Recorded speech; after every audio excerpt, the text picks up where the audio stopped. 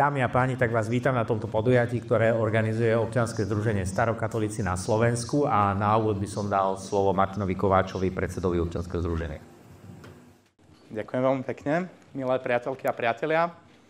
Vítajte na tejto dnešnej diskusii. Som veľmi rád, že sa nám ju podarilo vo rekordnom čase zorganizovať a Miro teda povedal, že to organizuje občianske združenie Starokatolíci na Slovensku, ale spoločne s Aomega inštitútom, ktorý naopak vedie Miro. Preto sa stretávame aj na tejto pôde, pretože Miro tu pravidelne organizuje podobné diskusie na rôzne spoločenské témy. A som veľmi rád, že ste prijali pozvanie. Vidím to publikum, ktoré je tu také zostavené z rôznorodých skupín a naozaj vyskladané z takých rôznych identít a príbehov, v ktorých sa stretávame, či už priamo cez naše starokatolícke občianske združenie, alebo združenie OK21, ktoré tu vidím, alebo priateľov z medzináboženského dialógu a z bahajského spoločenstva konkrétne, ktorých tu vidím, ale takisto od sekularistov a humanistov. A je to naozaj zaujímavé, že takáto téma nás dokázala spojiť a veľmi si vážim, že pozvanie do dnešnej diskusie prijali dvaja poslanci Národnej rady Slovenskej republiky, opoziční poslanci, a pán František Mikloško z KDH a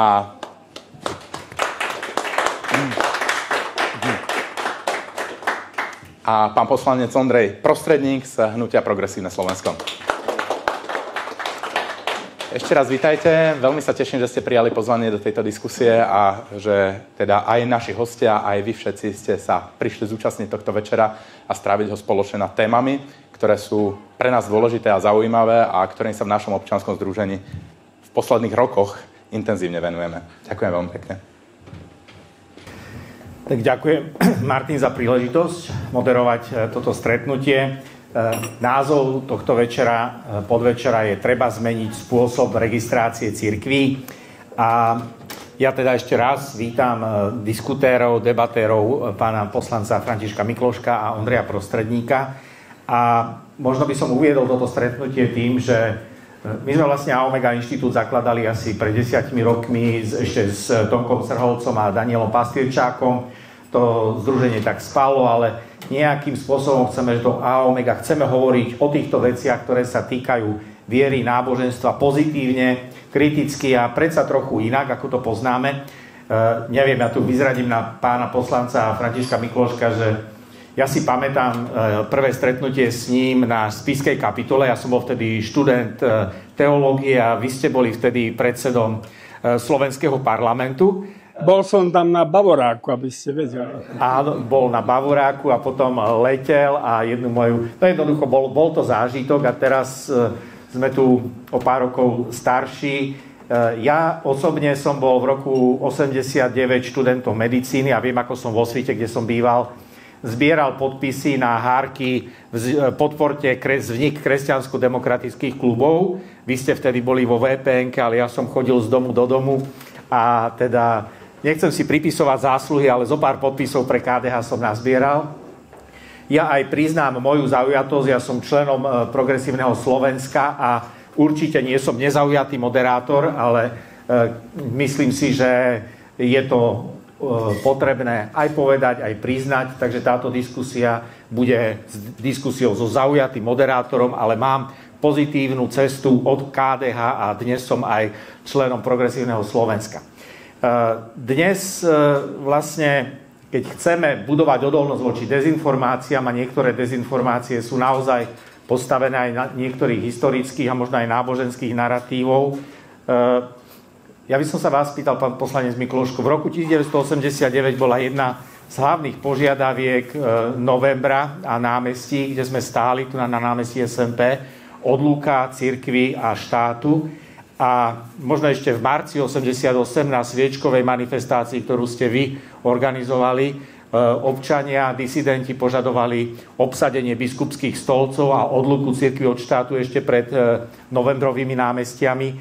Ako to vidíte dnes? Ako to vidíte dnes, kým sa dostaneme k tomu, že čo vlastne cirkvi, náboženstva a viera ako taká v spoločenskom priestore dnes znamená? Bola tá požiadavka naplnená, nebola? Trváme na nej, netrváme? Ja som bol členom koordinačného výboru VPN, či ja som bol pri formulovaní tejto požiadavky, či viem presne, ako to vzniklo a ja som mu vtedy prednášal aj na námestí pred teda zhromaždenými. No, vôbec to nie je vyhováranie, čo teraz poviem, ale vtedy skutočne sme mali v prvom rade na mysli, aby štát proste prestal hovoriť do záležitosti vnútornej záležitosti cirkvi. To znamená dávať alebo odoberať súhlas, dovolovať menovanie biskupov a svetenie biskupov tým pádom a tak ďalej. Čiže vtedy sa myslelo pod tým, aby konečne štát, to, čo sme potom žiadali univerzálne teda zrušenie vedúcej úlohy komunistickej strany v ústave. My sme vtedy nemali čas, ani sme nediskutovali, ako by mala vyzerať tá úplná odluka cirkvi od štátu. Ja osobne som za úplnú odluku cirkvi od štátu a preto som sa od začiatku angažoval pri vzniku tzv. Vatikánskych zmluv, ale ktoré nazývajú sa vatikánske zmluvy, ale sú zmluvy so všetkými cirkvami. V tomto smere som dnes čítal, že zrejme bude už ratifikovaný konkordát medzi štátom a cirkvou v Čechách, ale tam vlastne sa dá opierať skôr potom o to, že všetky cirkvi podľa ústavy sú rovné, ale my sme rovnaké zmluvy prijali s ostatnými cirkvami. No, skôr to je tak, že tie ďalšie cirkvi podpísali podobnú zmluvu so štátom ako rímskokatolícka cirkev so Svetou stolicou. Áno, ale tým pádom, že podľa ústavy sú všetky cirkvi rovnaké, nie je možné vôbec, aby povedzme niektorej cirkvi, napríklad evanjelické, boli niektoré práva odobrané a katolíckej cirkvi zostali. Pretože automaticky by taký zákon ústavný súd zrušil. Čiže v tomto smere tie všetky zmluvy sú rovnocenné, s tým, že samozrejme Vatikánska to ukotvuje, najmä tie okrem zmluvy, ktorá sa týka ozbrojených zložiek, sú všetky prezidentské zmluvy, čiže tie sa nachádzajú nad zákonmi, tak ako sa nachádzajú všetky medzinárodné zmluvy prezidentské, ktoré odsúhlasujeme v parlamente, že sú nad zákonom. Čiže to je jedna z medzištátnych zmluv. Čiže v tomto smere ten proces nie je ukončený a nakoniec nedávno povedal pán biskup Gáli, že jeho snom, aby sa cirkev stala úplne aj finančne nezávislá. Ale k tomu sa môžeme dostať, to je o mnoho komplikovanejší problém. Čiže zatiaľ takto. Takže sme ešte v procese, ale smeruje to k tomu a ste spokojní s tým vývojom, ale tá požiadavka ešte nebola naplnená úplne. Áno. Ondrej, čo ty si robil v roku 1989, keď pán Mikloško stál na tribúne a formuloval túto požiadavku? Lebo som videl, že sa nadýchuješ, môžeš povedať aj to, ako si chcel reagovať, ale začni novembrom 89. Ja som vtedy stál na tribúne v Krupine. To je okres Zvolen. Dnes je to samostatný okres. Už si bol v pastorácii. A bol som farárom na dedinke v Pliešovciach. A rečnil som na tribúne a vítali sme tie možnosti, ktoré priniesli. Pliešovce odtiaľ sú Kvietik a takéto celebrity, evangelické. Milan Lasica vyrastal v Pliešovciach. A na tribúne si hovoril v prospech demokratických zmien, predpokladám. Áno, hej. To bolo vlastne v deň generálneho štrajku, to už bolo vlastne trošku neskôr. No a spolu ešte s jedným kolegom sme tam stáli. Taká zaujímavá príhoda to je, tak možno ju rozpoviem. Ako evanjelickí farári sme mávali pravidelné mesačné porady pracovné. A práve na ten deň, keď bolo veľké zhromaždenie v tom malom mestečku Krupina, sme my mali túto farárskú schôdzu.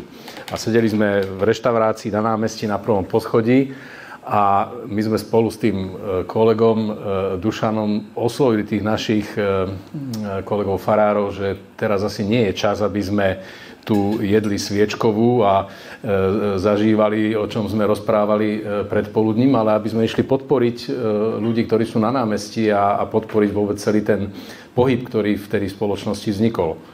A jeden taký starší pán nám na to povedal, no vy ste mladí, ako ak chcete, tak tam choďte, ale my už sme zažili všeličo, to sa ešte môže všelijako obrátiť. Takže oni zostali tam zažívať tú sviečkovú a my sme teda s odvahou. Nebolo nám všetko jedno, ale boli sme tam. No a teraz tie reakcie, lebo si sa nadýchovala. Nadýchoval som sa preto. Ja by som chcel povedať také východisko pre mňa filozofické k tejto téme a to je to, čo nazývam náboženská neutralita štátu. Ústava Slovenskej republiky hovorí o tom, že sa neviaže na žiadne náboženstvo ani ideológiu A ja som preto presvedčený, že štát sa voči náboženskej viere jednotlivca alebo náboženskej viere skupín alebo voči ľuďom, ktorí sú bez náboženského vyznania, má správať neutrálne. Všetky tieto skupiny majú mať rovnaké príležitosti v spoločnosti. Ak hovoríme o tých vatikánskych zmluvách, teda presnejšie zmluvách so Svetou stolicou, a tých zrkadlových zmluvách, ktoré uzatvorili ostatné cirkvi, tak to vyjadrenie, že všetky tie cirkvi majú rovnaké práva, nie je úplne presné. Účastníkmi tej druhej, tej zrkadlovej zmluvy je z 18 registrovaných cirkví a náboženských spoločností 11. Teda nie všetky sa rozhodli. Samozrejme, oni mali možnosť, to treba tiež povedať, pristúpiť, ale nepristúpili k tej zmluve. To znamená, že teraz tie práva nemajú. Ale čo je podstatnejšie je, a to už priamo súvisí s tou témou registrácie, spoločenstvá veriacich, ktoré nemôžu splniť prísne podmienky na registráciu v Slovenskej republike, nemajú prístup k tejto zmluve. Keby aj chceli, tak nemôžu takúto zmluvu uzavrieť, pretože štát takú zmluvu uzavrie len s registrovanou cirkvou. A my tu máme množstvo zoskupení spoločenstiev veriacich, tradičných náboženstiev, menej tradičných, ktoré pre tento prísny zákon nemôžu získať registráciu a teda ani tieto práva, ktoré má garantované v rámci zmluvy so Svetou stolicou Rímskokatolícka cirkev. K tomu sa samozrejme dostaneme v priebehu, ale ak chcete zareagovať, nech sa páči. Len toľko, že ale to nie je chyba vatikánskych zmluv. Áno. To je vec už iného zákona. Áno. Ja by som chcel nadviazať, že tá súčasná legislatíva, ktorá sa týka cirkví a náboženských spoločností, je do značnej miery dedičstvom a vlastne novelizáciou tej komunistickej legislatívy. Vy to ako vnímate, pán poslanec? Myslíte na ekonomickú? Ekonomickú, ale aj vlastne ten štátny dozor nad cirkvami, samozrejme, že napísali tí komunisti ten zákon tak dobre, alebo prečo v tých niektorých veciach nemôžeme sa dopracovať možno k tomu ideálu? Prečo sme stále v procese? Prečo sme sa neposunuli trošku ďalej? Myslím, že sa to týka len a len ekonomických problémov. Len financovania, myslíte? Lebo nič iné, ničom inom. To nenadväzuje na nejaké komunistické obdobie, ale to nenadväzuje na komunistické obdobie. V 19. storočí, už teraz rok si presne nepamätám, Rakúsko-Uhorsko prijalo konkordát a uzavrelo zmluvu takéhoto typu s Vatikánom, že čas svojich príjmov si bude, alebo čas svojich výdavkov si bude cirkev platiť sama a čas jej bude doplňať štát. Potom toto prijala Prvá republika Benešová aj v konkordáte, že proste znovu čas výdavkov si platila cirkev, čas výdavkov je platil štát a na toto nadviazali komunisti. Totiž to nie je ideologický problém, to je praktický problém. Ako to vyriešiť, teda aby tie cirkvi nejakým spôsobom tu pôsobili. To sa netýka len katolíckej cirkvi, samozrejme tá je najväčšia, ale všetkých cirkví. Čiže ako to usporiadať? Ja si dovolím povedať, že dnes až na nejaké malé oblasti majú evanjelické cirkvi ďaleko väčšie finančné problémy ako katolícke. Pretože majú menej veriacich, nemajú nejakým spôsobom nejaký ten jak sa to volá, čo dostáva do zvončeka a podobne. Dobre, tak za krst dávajú nejak veriaci, ale keď máte málo veriacich, tak z toho nemôžete žiť. Čiže to sa týka dneska, povedzme, to zabezpečenie cirkvi štátom sa týka ešte viac evanjelickej cirkvi, ale rovnako pravoslávnej cirkvi, rovnako grekotolíckej a rovnako aj tých menších cirkví. Čiže to je problém praktický. Ak nájde niekto také riešenie, ja si myslím, že každý to privíta ako ideálne. Češi to vyriešili spôsobom, teda vieme, ako nemusíme o tom hovoriť. Ondrej, ty si členom evanjelickej cirkvi a augsburského vyznania. Ak by si nadviazal na pána poslanca Mikloška, čo by si k tomu povedal? Sú luteráni ešte dnes reformovaní, alebo majú nejaký progresívnejší v tom P s malým P pohľad na to, aké iné riešenie by bolo možno pre teba užitočné prijať a kde to vidíš ty ako predstaviteľ tejto menšinovej cirkvi v tom prostredí, kde tá dominancia veľkého cirkevného spoločenstva rímskokatolíckej cirkvi predsa len udáva tón aj akcenty tej diskusie. Hovoríme o financovaní teraz. O financovaní, ale potom dostaneme sa k tým ďalším veciam. No, áno, ja som pôsobil ako evanjelický farár do roku 1995. A priznám sa teda, keď som už spomínal tie Pliešovce, že mne v podstate ani nezáležalo na tom, či som ten plat od cirkevného tajomníka, teda cez cirkevného tajomníka pred rokom 89 od štátu dostal alebo nedostal, pretože to bola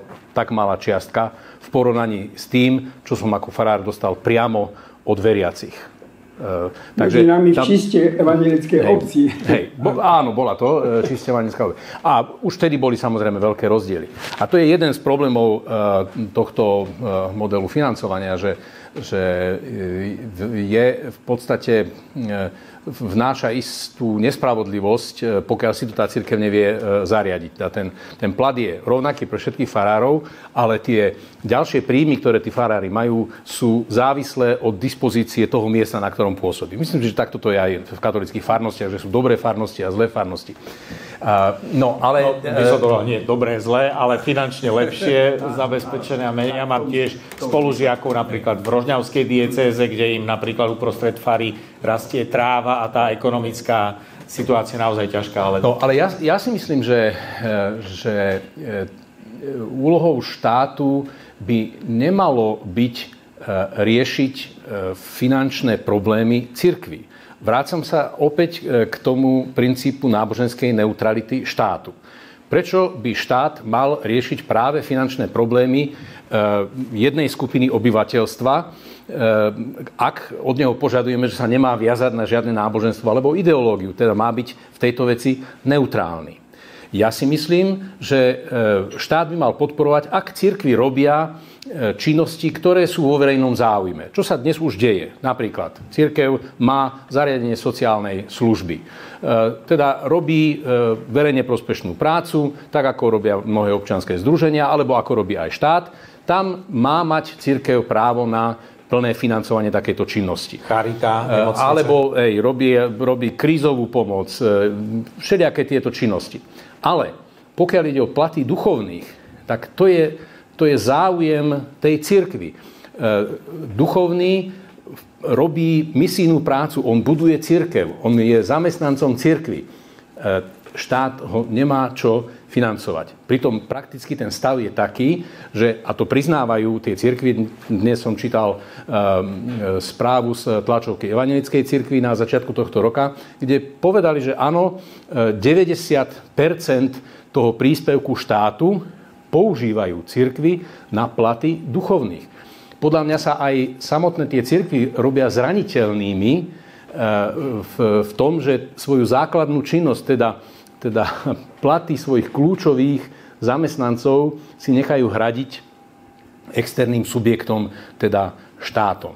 Ja si myslím, že tých duchovných, ich platy by mali platiť tie cirkvi samotné. Keby sme to prepočítali, tak v podstate, keď sa rozdelí suma toho štátneho príspevku, ktorý je dnes okolo 60 miliónov eur ročne, na počet veriacich, ktorí v sčítaní ľudu sa hlásia k niektorej z registrovaných cirkví, tak zistíme, že to je asi 13 eur ročne na člena. V tom samozrejme sú aj teda deti alebo dôchodcovia bez príjmu, ale v priemere 13 eur ročne nie je tak veľa. Ja si myslím, že tie cirkvi by to vedeli zvládnuť, keby mali pokryť výpadok tohoto štátneho príspevku a boli by naozaj slobodné, nezávislé na štáte. Teda keď sme hovorili o tom, že aký by mohol byť lepší model. No, ja by som nadviazal to, čo si povedal, že veľmi často aj tu v publiku vidím, že veľmi často tá výhrada spoločnosti alebo niektorých ľudí, ktorí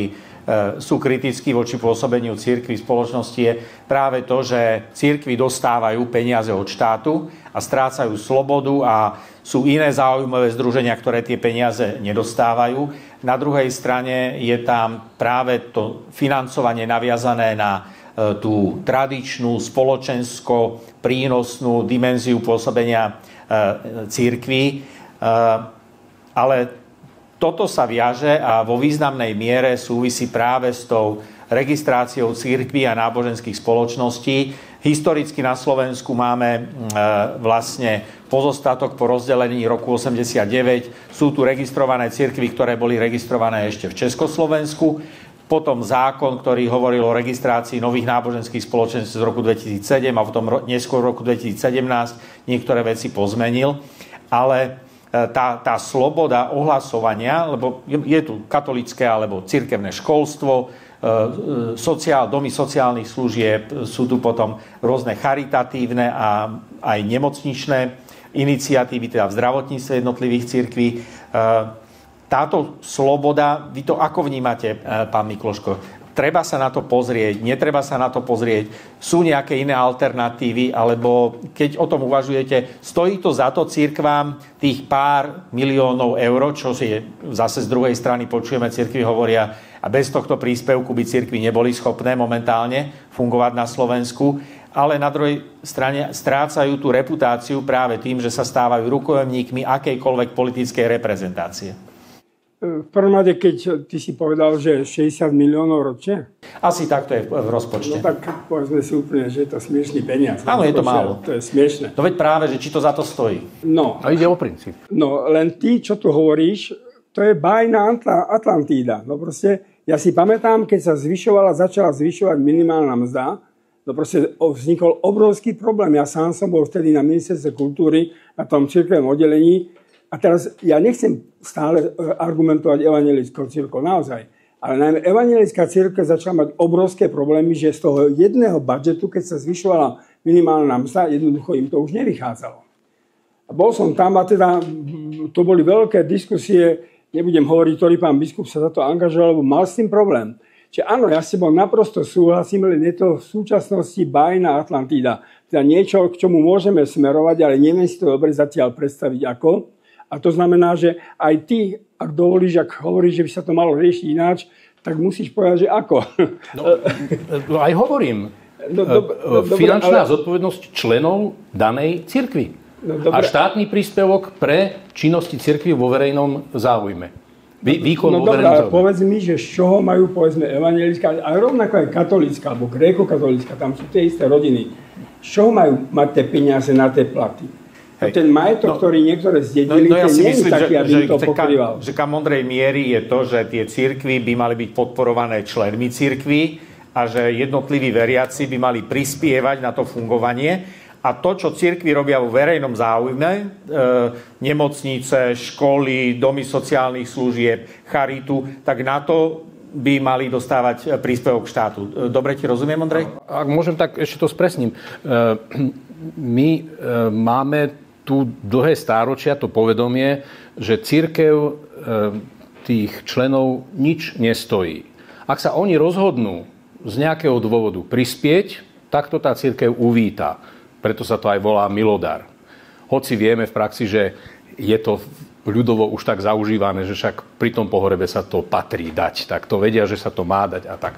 Ale dobre, tak pohreb má nejaká rodina raz za 10 rokov. Je to zo židovského, že dáš nejakú obetný dár. Áno, hej. Takisto, ak v tom danom cirkevnom zbore farnosti sa robí nejaký stavebný projekt, no tak to sa tiež robí občas, teda raz za generáciu, možno vtedy sa tí ľudia zmobilizujú, dajú peniaze. Ale pokiaľ ide o tú základnú dennodennú prevádzku, administratívu, platy, tak tam majú tí veriaci pocit, že to nie je naša úloha, to nie je naša povinnosť. To musí bežať to musí financovať niekto iný. A toto myslenie my musíme zmeniť. Ja viem, že sa to nedá z večera na ráno, preto aj vždy hovorím o tom, že akákoľvek zmena financovania musí mať minimálne 10-ročnú lehotu, že je tu potrebné obdobie 10 rokov minimálne, kedy sa postupne bude zvyšovať tá finančná zodpovednosť členov cirkvi a znižovať tento štátny príspevok, ktorý nie je veľmi veľký. Ale tu ide ozaj o ten princíp, aby tie cirkvi neboli závislé vo svojej základnej činnosti na financiách zo štátneho rozpočtu. Ja s tebou naprosto súhlasím, ale znovu by som povedal, že tentokrát bránim malé cirkvi. Áno, rozumiem, lebo áno, tá réžia je náročnejšia a zrejme tie menšie cirkvi... Koľko baptisti majú 1800 členov, ako oni môžu platiť svoje kúrenie a podobne. Bahajisti tu nakričia a na mňa už idú. No ja poviem, že existuje aj, by som povedal, user-friendly riešenie. Ja som istý čas, povedzme, pôsobil v Spojených štátoch a videl som, že tam dokonca aj v rámci katolíckej komunity, povedzme slovenskej, bolo tých Slovákov, ktorí boli schopní v New Yorku udržiavať tú farnosť stále menej. A keď diecéza videla, že tí, ktorí tam sú, nie sú schopní platiť náklady na kňaza, jeho bývanie a poistenie, to, čo tam je stanovené diecézou, tak povedali, no tak ekonomicky tento model nie je udržateľný, to znamená, že táto komunita ten kostol stratí, ale bola tam na druhej strane dynamicky sa rozvíjajúca katolícka komunita filipínskych veriacich. Oni ten kostol dostali, prevzali celú tú infraštruktúru a starali sa o to, tak zrejme menšie cirkvi by museli nejakým spôsobom zracionalizovať svoje pôsobenie, lebo aj dnes tie príspevky sú dávané na počet duchovných a nie podľa počtu veriacich. Ja si myslím, že... Ale kľudne môžete povedať, ale nechcem hovoriť celý večer o peniazoch. Nie, už len posledná poznámka. Viete, súhlasím, ale teraz poviem príklad baptistov. Tak dobre, tak oni, štát im prestane platiť, tak prestanú byť závislí na štáte, ale budú závisí na nejakých amerických baptistov, ktorí ich budú musieť financovať. Čiže ak nevymyslíme model, ktorý bude spravodlivý, tak tá závislosť tých malých cirkví jednoducho proste zostane. No, prepáč, a ty si myslíš, že tí členovia cirkvi to nedokážu utiahnuť? No 1800 baptistov, aby udržali proste aj opravy kostolov, aj kúrenie, aj elektriku, aj platy svojich duchovných. Možno sa milím, ale obávam sa. No ale ich príspevok zo štátu nie je tak veľký. Veď som to povedal, to je 13 eur na člena ročne. Nie je to tak, že 13 eur. Zabezpečuje tomu kňazovi a nejakú základnú mzdu.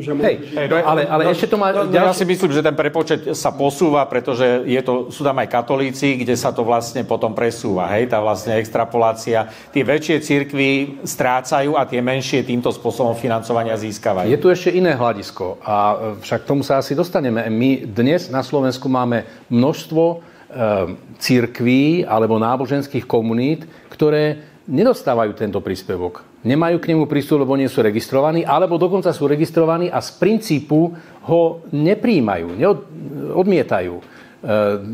Napríklad, pokiaľ viem, oni, myslím, a aj z tých novouznaných, myslím, že bahajisti tiež nepríjmajú tento príspevok a vedia financovať svoju činnosť. Alebo teda medzi tými neregistrovanými starokatolíci, ktorí tu dnes večer tiež viacerí sedia, to občianske združenie, ktoré je hostiteľom tejto aktivity, takisto funguje a má naplno samofinancované všetky aktivity. Oni nemajú zo štátu nič. Toto je iný problém, môžeme o ňom spokojne hovoriť. Proste problém tých iných cirkví. O tých cirkvách, ktoré to sami odmietli, by som moc nediskutoval, lebo veď ak niekto sám odmietne finančnú pomoc, tak už potom teda menej Božom staraj sa o seba. No ale to je dôkaz toho, že sa to dá. Že to môže... No tak ja nechcem sa teraz pýtať, že ktorá z týchto cirkví, že keby sa pozrelo, že odkiaľ vlastne dostala predsa nejaký príspevok. Tak to ja si myslím, že čo treba rešpektovať je vlastne aj vôľa toho elektorátu a tí ľudia, čo volia politickú reprezentáciu, vlastne ako keby dávali signál, že chcú toto riešenie a tie strany, ktoré v tom parlamente sú, tak to robia z akýchkoľvek dôvodov, jednoducho vychádzajú v ústrety objednávke spoločnosti. A v spoločnosti, keď tá úroveň diskusie je taká, že tú zmenu financovania vyžadujú naozaj skupiny, ktoré nemajú tú relevantnú politickú silu, tak chce to pohľad naozaj tých väčších spoločenstiev, či sa na to pozrú s nejakou absolútnou spravodlivosťou a budú sa snažiť o tú plnú nezávislosť, alebo jednoducho budeme rešpektovať túto demokratickú situáciu. Nemyslíš, Ondrej? No áno, súhlasím. Nech sa páči, pán Mikloško. Môžeme hovoriť o probléme registrácii nových cirkví. To je zaujímavý problém. Ja som veľmi rád, ak budeme vám diskutovať. Ja poviem, že proste ten problém vznikol vtedy, keď proste sa tu začalo objavovať militantné islamské hnutie. No proste strach z militantného islamizmu Ja som nebol pri tom zákone, ktorý zvyšoval tie hranice, ani som za to nehlasoval. No dneska sú nedosiahnuteľné, to je úplne mi jasné. Ale bolo to kvôli tomu, že ako náhle raz jedna cirkev môže byť registrovaná, má svoje svätyne, tie svätyne sú proste azylovými miestami, tam nemá možnosť vstupovať polícia, aby to kontrolovala. A skúsenosť niektorých krajín ukazovala, že proste často militantné islamistické skupiny používali tieto miesta, ktoré sú azylové na to, aby to boli isté bázy pre nich. Čiže tento strach spôsobil, že tu nemôže mať nikto strach z starokatolíkov alebo niekoho, hoci by ma celkom zaujímala vlastne že prečo vy nie ste v tej konštitúcii tých ostatných cirkví uznaných. To celkom neviem. Ja viem tak, že tie uznané cirkvi, ktoré dostali ponuku, aby sa zúčastnili na tom, že sú registrované cirkvi, sú tradičné cirkvi, ktoré prežili aj komunizmus a ktoré siahajú minimálne 100 rokov dozadu. Starokatolícka na Slovensku je registrovaná, ale to je cirkevno-organizačný problém a Martin to môže potom neskôršie vysvetliť. Tu ide o to, že v čase rozdelenia Československa neboli registrovaní starokatolíci.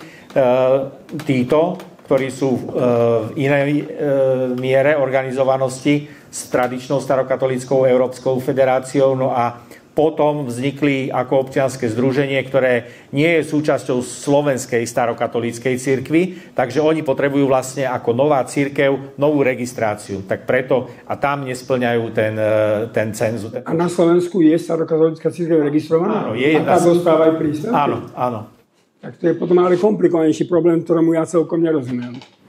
No, je to jednoducho iný typ starokatolíckej cirkvi a oni by mali mať takisto právo existovať popri tej. Čiže, lebo takisto dám príklad.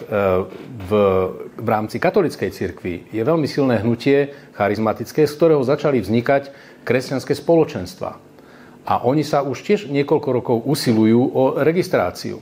Takže ak napríklad vystupuje niekto a obhajuje to, že by sa nemali meniť tie podmienky registrácie, tak tým v podstate upiera to právo na uplatnenie plnej náboženskej slobody pre ľudí, ktorí zmenili svoje vierovyznanie a chcú uplatňovať svoju vieru nejakým iným typom spirituality, ktorý je, áno, nový, ktorý tu nevznikol a ktorý tu nemá tradíciu, ale vznikol odčlenením sa od nejakej tradičnej cirkvi. V tomto prípade konkrétne od rímskokatolíckej. Ale to isté sa týka aj evanjelickej. Aj z evanjelickej cirkvi odišlo množstvo ľudí, ktorí prišli do týchto kresťanských spoločenstiev, lebo sa necítili komfortne v tej tradičnej spiritualite evanjelickej cirkvi a chcú svoju vieru žiť iným spôsobom.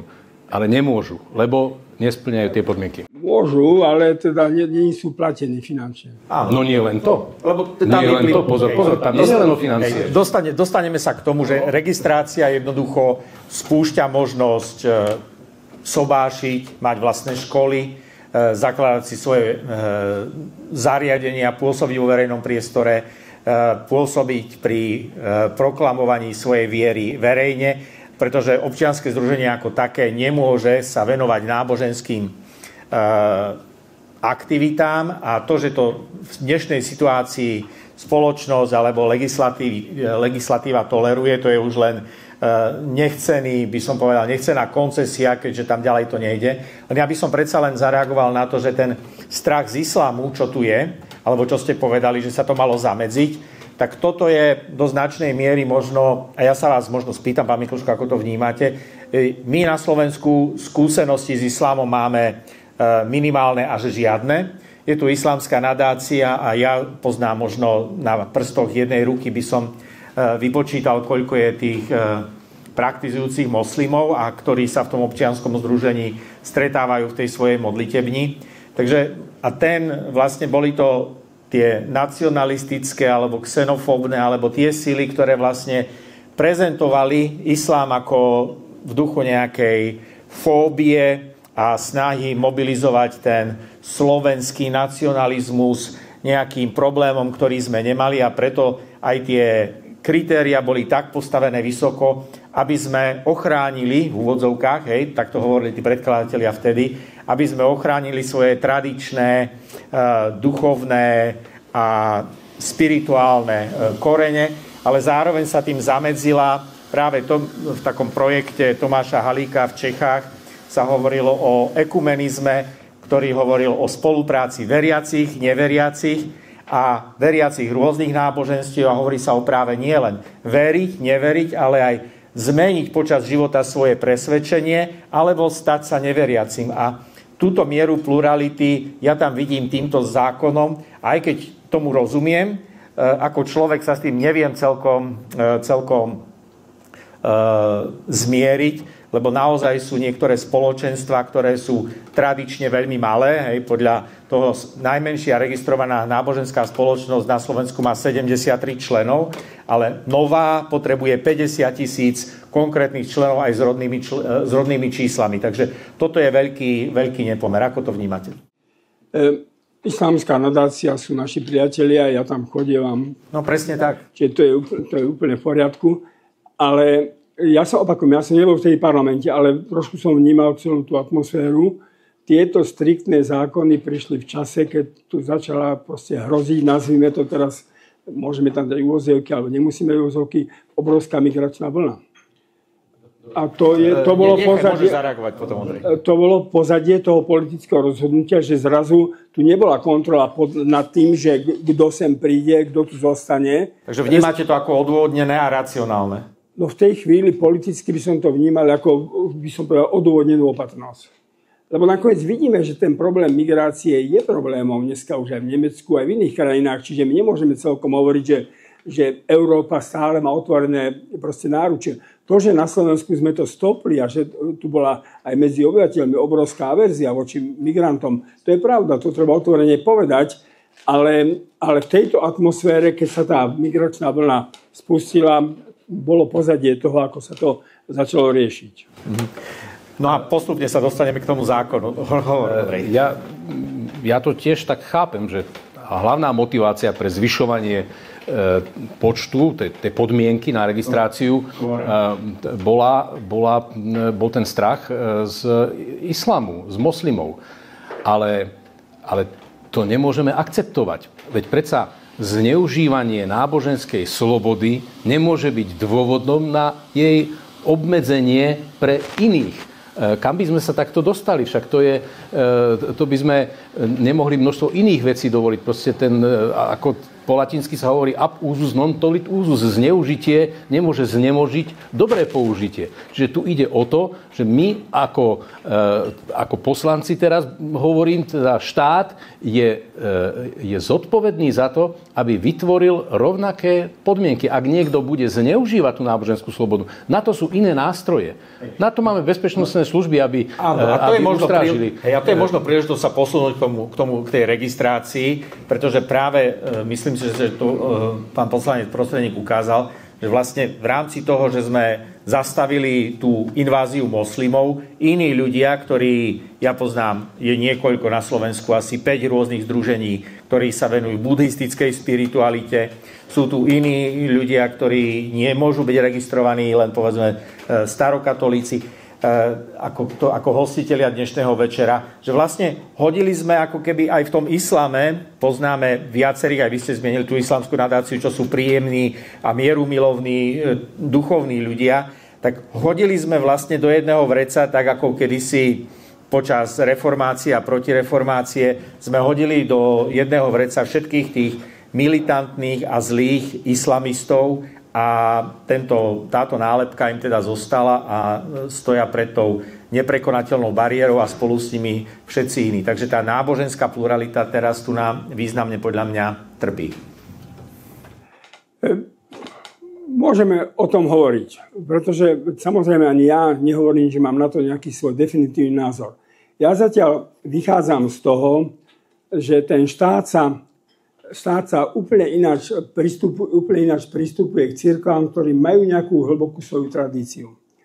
A to znamená, nemusí to byť len kresťanská tradícia alebo židovská tradícia, ale je to tradícia, povedzme, aj buddhistická a takéto. Čiže Islám má dlhú tradíciu.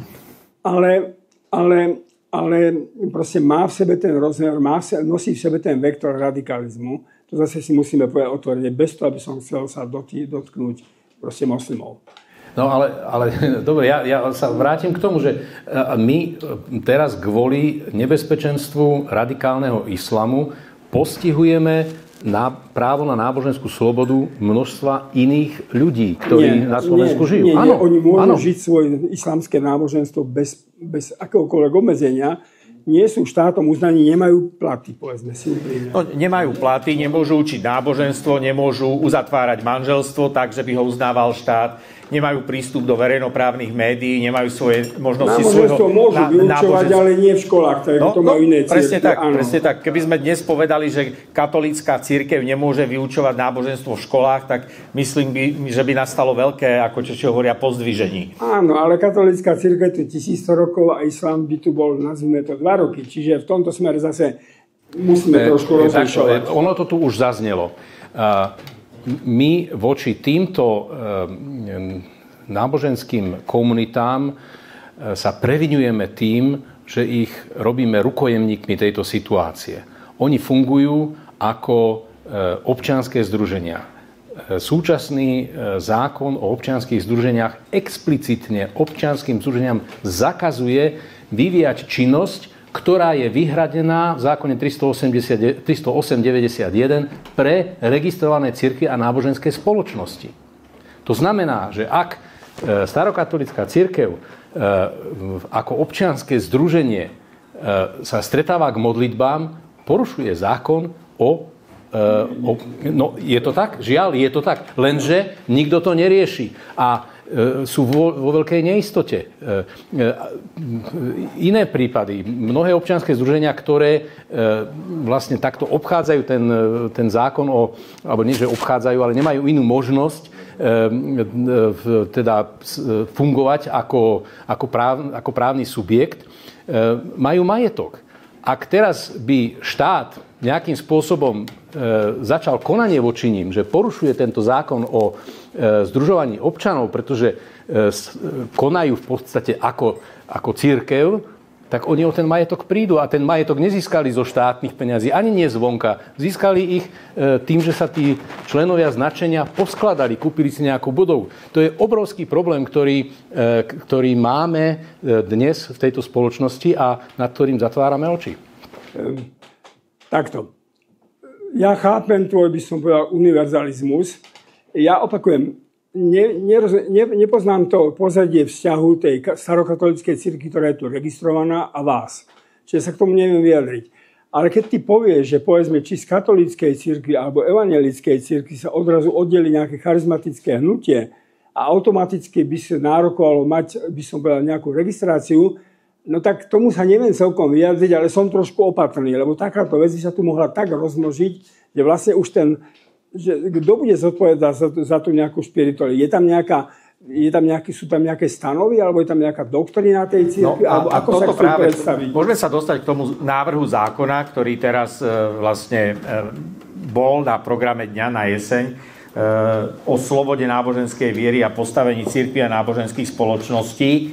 A ten práve v tých úvodných hneď v druhom bode hovorí, že štát vlastne by kontroloval a supervízoval, aby to, čo cirkvi robia, bolo v súlade s tým, čo hovorí ústavou zaručených práv a slobod iných osôb, najmä ak sa tým popierajú alebo obmedzujú osobné, politické a iné práva. A vlastne tam je aj tá násilná povaha, a to je tá dvojstupňová registrácia, ktorá dáva takéto nové spoločenstvá, ktoré ak by nazbierali tú kvótu, ste navrhovali 150 členov, tak v rámci tých prvých 5 rokov tá kontrolná úloha štátu by bola v tom, že na tú plnú mieru financovania, aj tú uznania toho plného uznania zo strany štátu aj s tým príspevkom, štátnym príspevkom, na to by bolo teda 5 rokov. A každá cirkev, každé občianske združenie, každý občan musí dodržiavať zákony, takže tam je otázka na tej úrovni toho právneho predpisu a nie na úrovni zákazu alebo znemožnenia alebo významného skomplikovania akejkoľvek náboženskej a cirkevnej činnosti.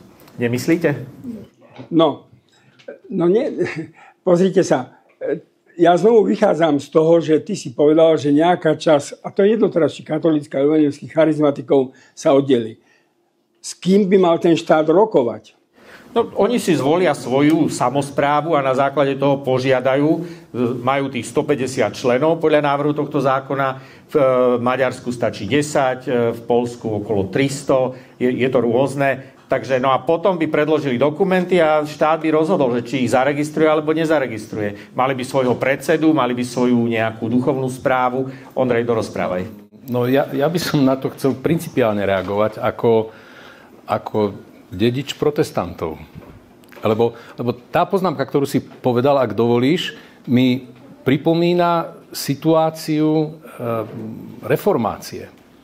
Tam bola tá istá výhrada. Kto ste vy, že jednoducho ste vypovedali poslušnosť pápežovi a presne tento problém museli riešiť ľudia okolo Lutera a spisovali svoje učenie, aby sa legitimizovali vo vzťahu ku vtedy jedinej katolíckej cirkvi. A následne k svetskej moci. A tu na Slovensku vznikali tie vyznania banských miest, konfesiu pentapolitána, heptapolitána. A oni sa museli vlastne voči v tej dominantnej katolíckej cirkvi legitimizovať, že nie sú nejakí radikáli alebo sektári alebo neviem čo, ale že sú teda pokračovateľmi kresťanského vierovyznania, ale v inej podobe. No, ja si myslím, že toto je epocha humanizmu, ktorá práve pre tieto spory, preto čím si protestanti prešli a dopracovali sa vlastne ku tomu princípu náboženskej slobody, že to je vlastne individuálna sloboda moja, ak sa ja rozhodnem veriť inak, ako ma vychovali a združím sa prípadne s inými, musím mať na to právo a ten štát mi to právo musí garantovať a musí mi dopriať rovnaké práva ako tým ostatným. Ja sa skutočne pozerám na celý tento zápas ako protestant. A je to názor, čo hovoríš protestantskej cirkvi, alebo len tvoj? No, ak niekto upiera toto právo, tak sa spreneveril tomuto protestantskému dedičstvu. Ja si spomínam, že principiálne každá väčšia materská cirkev nemá rada heretikov, nemá rada odštiepencov, hej, takže každý, kto prichádza s novým nejakým pohľadom a reformným pohľadom, no tak má to ťažké, ale ten život jednoducho prejavuje dynamiku. Ja používam veľmi rád tú paralelu, že kresťanstvo je strom, ktorý má hlboké korene a preto tá košatá koruna má toľko konárov a v rámci toho ten ekumenizmus, ktorý vieme prijať, tak je práve preto, že niektoré biblické posolstvá boli v čase a priestore deformovane interpretované a preto vznikli noví, tí, čo to chceli očistiť, ktorí to chceli žiť autentickejšie, či už v rámci cirkvi, v reholných spoločenstvách, alebo si vytvorili nové cirkevné spoločenstvo, kde hlavnou bariérou vnímali tú učiacu cirkevnú autoritu. Takže toto je niečo, čo myslím si, že to vidíme, tie procesy aj na Slovensku. Ten hlavný prúd evangelickej cirkvi a augsburského vyznania má veľké výhrady voči malým skupinkám, ktorí ju kritizujú a tak ďalej, ale to je niečo, čo majú riešiť cirkvi, ale tá individuálna sloboda, verejný poriadok a tie základné, tá sloboda svedomia v demokratickej spoločnosti, to je doména štátu a tam by sme ju mali poskytovať. Nemyslíte si?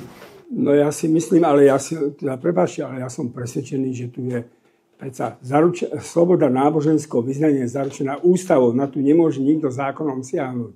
Čiže je naprosto vylúčené, aby štát mohol nejak persekovať ľudí za to, že sa stretávajú na byte alebo v nejakej, to je jedno, kde, v telocvični alebo kultúrnom dome a sa spolu modlia. To určite, ale o tom nikto nehovorí. O čo ti ide? Tu hovoríme o rovnakých právach. O rovnakých právach, ako má napríklad katolícka cirkev, ktorá si nechá štátom platiť vyučovanie náboženstva, vzdelávanie ďalších svojich nasledovníkov. Ako k tomu prídu ostatní, ktorí túto možnosť nemajú? Len preto, lebo sme im my ako štát nastavili také prísne podmienky na prístup k týmto právam. Ja rozumiem, ale kladiem si teraz otázku, že či by z toho nevznikol proste zase jeden chaos, ktorý sa dá zvládnuť. Vznikol by z toho zaručene chaos, ale vždycky, tak ako sme sa my oddelili od Československa a vzniklo Slovensko, ja si pamätám ten chaos s kolkovanými peniazmi, s tým, že sme budovali novú infraštruktúru a ja viem, že teraz poviete, že to bolo niečo iné. Ale nebolo iné, ale aj dnes učiť náboženstvo, ja teraz nepoznám presne ten počet, ktorý musia mať žiaci, aby mohol tam niekto mať práv. 12 žiakov. No. Aby sa otvoril. Aby sa otvorilo pre neho náboženstvo. Tak ja teraz sa neviem vyjadriť tomu, že keby sa ohlásila nejaká cirkev, tak ja tam stále vidím isté riziko zo strany štátu, teda, že nakoľko ja mám dôveru v tejto novej cirkvi, že ona bude učiť to, čo si myslím, že je v súlade s náboženskou slobodou. Preto my napríklad v tom návrhu zákona sme nechali tú lehotu 5 rokov, kedy ten subjekt uchádzajúci sa o plné práva nebude mať prístup do škôl. Pri prvostupňovej registrácii. Musí sa etablovať, musí preukázať spoločnosti, že nie je to nejaké cestné združenie. Ale ja sa dotknem ešte, vrátim sa k tomu vyučovaniu náboženstva. Ja ako farár menšinovej cirkvi v Nitre som pôsobil od 90. do 95. Vtedy sa zavádzalo to vyučovanie náboženstva ako povinne voliteľného predmetu. Tak vtedy vlastne tí riaditelia boli z toho v panike, že ako to my budeme riešiť, keď teda tu popri katolíckom náboženstve ešte budú chcieť učiť náboženstvo evanjelici, kalvíni v Nitre pôsobili, kresťanské zbory pôsobili. Ten riaditeľ z toho mal hlavu ako melón a nevedel to do toho rozvrhu vopchať. A to je už teraz garantované právo. Čiže tam je otázka, či vôbec náboženstvo patrí do verejných škôl. Či by to náboženstvo si nemali cirkvi učiť vo svojich priestoroch, vo svojich zariadeniach. No, to je vec názoru. Ja si myslím, že ak chceme tu budovať istý ekumenizmus, tak je zaujímavé, aby deti videli, že popri nás žijú evanjelici, že tam chodí evanjelický farár, že tam chodí kalvínsky. Je to úplne iné, ako keď žijú v uzavretých getách na svojich farách. Ja si myslím, že to má veľký zmysel ekumenický pre výchove. Ja môžem zo svojej skúsenosti ako riaditeľ cirkevného gymnázia, je tu aj riaditeľka iného gymnázia bývala, povedať, že my sme to riešili tak, že sme náboženstvo a etiku dali do jedného predmetu a tým, že zriaďovateľom bola cirkev a sme chceli ponúkať ekumenický pohľad, tak to bolo skôr učenie o hodnotách, ktoré boli možno o poschodie vyššie ako nejaké konfesionálne záležitosti, ale to, že keď niekto prišiel a s tým nesúhlasil, tak mali sme ten luxus, že sme mohli povedať, že etika sa u nás neučí čistá, pretože my sme cirkevné gymnázium a predmet u nás, náboženská výchova, sa volá náboženstvo a etika z rozhodnutia zriaďovateľa. Ale tá živená vlastne polarizácia, že náboženstvo na jednej strane, na druhej strane etika, na Slovensku máme tú situáciu, že je tu dominantná veľká cirkev, takže tá situácia, že príde v katolíckom prostredí niekde na Orave jeden evanjelik v triede, tak jemu to neponúknú a nemá tu možnosť chodiť na evanjelické náboženstvo a riaditeľ mu nemôže vytvoriť tento priestor a on teda potom jednoducho chodí len na tú etiku. To je otázka hĺbšia a nemusíme sa jej dotýkať, ale tie praktické súvislosti toho, že náboženstvo sa učí v školách a že sme ho tam pretlačili tým pôsobením väčšinovej cirkvi.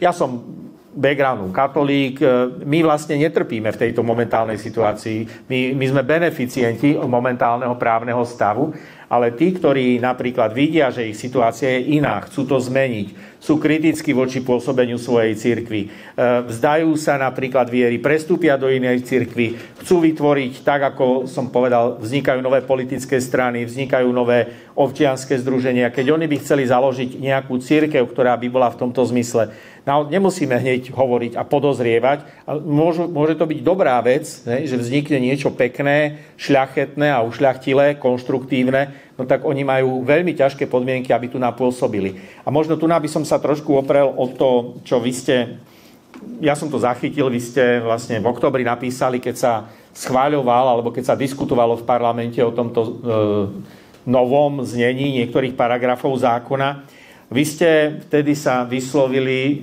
v tom zmysle, že s tým, ako ho naformulovalo Progresívne Slovensko, neviete súhlasiť. Od novembra, budem vás citovať, od novembra 1989 bola nositeľom hodnotových tém v politike na Slovensku len strana KDH. Dnes prvýkrát prišlo na politickú scénu Slovenská hnutie, pre ktoré sú tieto témy významné, ale z opačnej ideovej strany.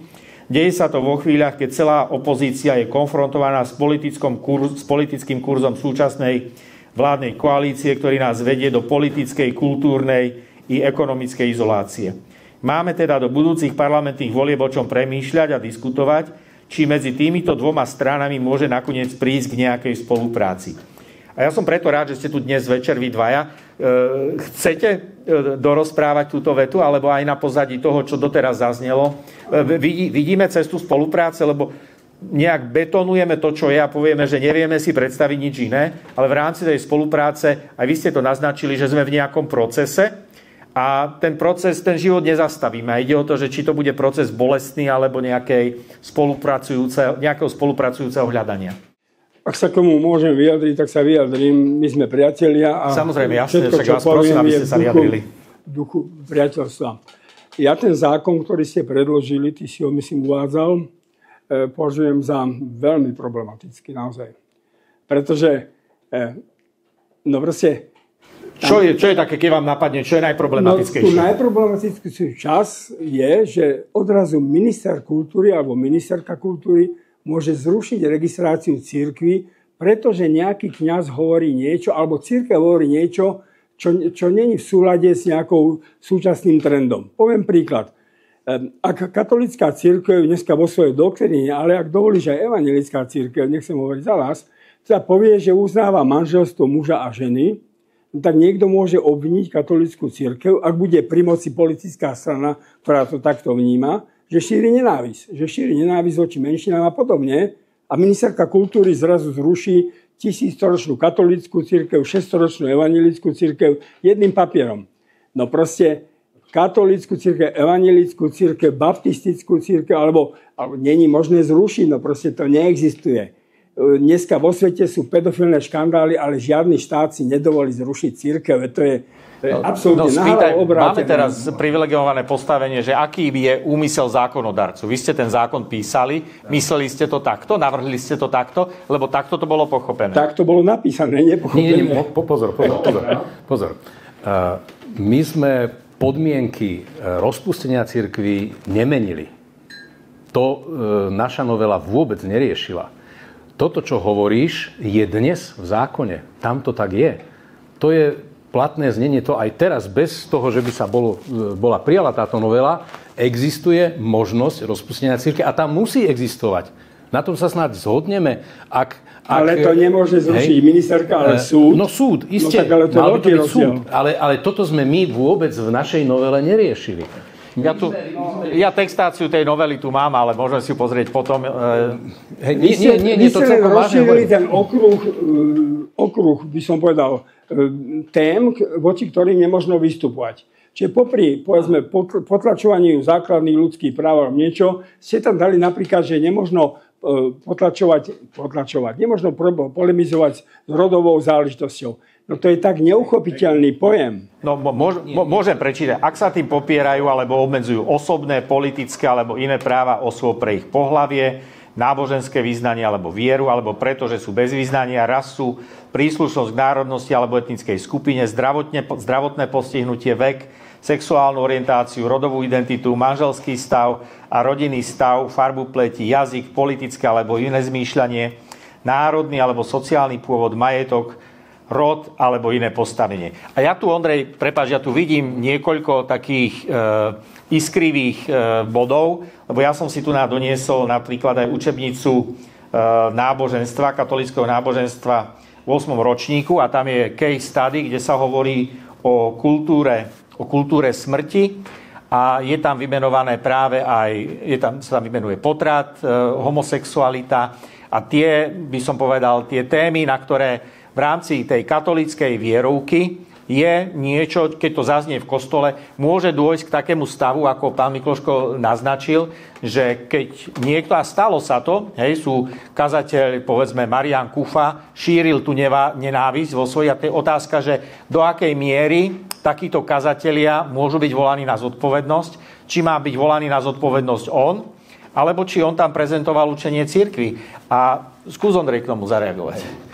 No. Takže ja tam vidím ten strach, že vlastne keď som ako tradičný katolík a keď poviem, že ja som za manželstvo muža a ženy, môže byť za to kňaz postihnutý? A ako to ošetriť, aby... No chceme spolupracovať. Ja to vidím tak, že aj v momentálnej situácii spolupráca KDH a PS a tých slušných ľudí, ktorí sa dívajú na svet trochu inak, je nevyhnutná, ak máme zastaviť tú hrádzu, postaviť tú hrádzu tej neslušnosti a tej svojvôli. A ako sa posunieme? Tak aby som vysvetlil ten citát, ktorý si čítal, áno, to je jedna z tých sporných formulácií, o ktorých sme diskutovali. Táto formulácia je prevzatá z súčasne platného antidiskriminačného zákona. Teda, pokiaľ ide o zamestnávanie ľudí, zamestnávateľia už dnes sa musia riadiť touto formuláciou. Teda my sme sa ako spoločnosť zhodli na tom, že je neprípustné, aby sme robili čokoľvek, čo nejakým spôsobom diskriminuje, znevažuje, uráža niekoho pre jeho, a tam sú potom tie kvalifikácie náboženstvo, sexuálna orientácia a tak ďalej. My si myslíme, že ak máme sprístupniť toto právo náboženskej slobody naozaj každému, teda zmierniť tie podmienky registrácie, tak je zároveň potrebné zaviazať každého, kto chce fungovať ako náboženstvo, ako cirkev, aby rešpektoval tento základný princíp nediskriminácie. A to je jednoducho hodnota, ktorá v tejto našej západnej kultúrnej civilizácii je platná. Ak by sme teraz mali hovoriť o podrobnostiach, ktoré si ty uviedol, Miro, tak dobre, ty si spomínal farára Kufu. Tak myslím, že to je veľmi dobrý prípad toho, že ak niekto takýmto vulgárnym spôsobom, ako Marián Kufa, útočí na nejaké menšiny, tak to je neprípustné. Tak sa proti tomu musí niekto ozvať. A ak to neurobí jeho vlastná cirkev, tak to musí urobiť tá spoločnosť, ktorú zastupuje príslušný orgán. Ale súhlasím, pokiaľ ide o to rozpustenie, tam ešte raz sa vrátim k tomu, my sme to nemenili, dnes to tam je, ja som tu vtedy s tebou aj o tom hovoril, to je potrebné zmeniť. To nemá mať v rukách ministerstvo, má to mať v rukách súd. Dobre, zareagujte, pán Mikloško. A ja potom zareagujem s jednou otázkou na vás. Áno, ak Marián Kufa niekde prekračuje naozaj hranicu toho, čo si povedal, tak je vecou nejakého občana alebo hoci koho, aby podal na ňo normálne trestné stíhanie. A prečo to nikto neurobil? Viete, rozumieš? No, neviem teraz, ale ak by on povedal, že... Neviem. Dobre, ale to je vec, takáto individuálna vec sa nemôže riešiť potom paušálne, že sa zovšeobecní na celú cirkev. Tá pastoračná múdrosť, pastoračná, by som povedal, cesta biskupa so svojimi kňazmi nie je jednoduchá. On nemôže hneď, povedzme, niekoho suspendovať. On proste zase musí nejakým spôsobom kráčať. To, že Kufa si asi nedá robotu, nedá poradiť, že dneska bol účastný zasadnutia vlády, no tak vidno, že už ale nemá oporu v biskupovi, ale že má oporu v štáte. No tak to je takáto cesta. Ale podľa Kufu nemôžeme súdiť katolícku cirkev.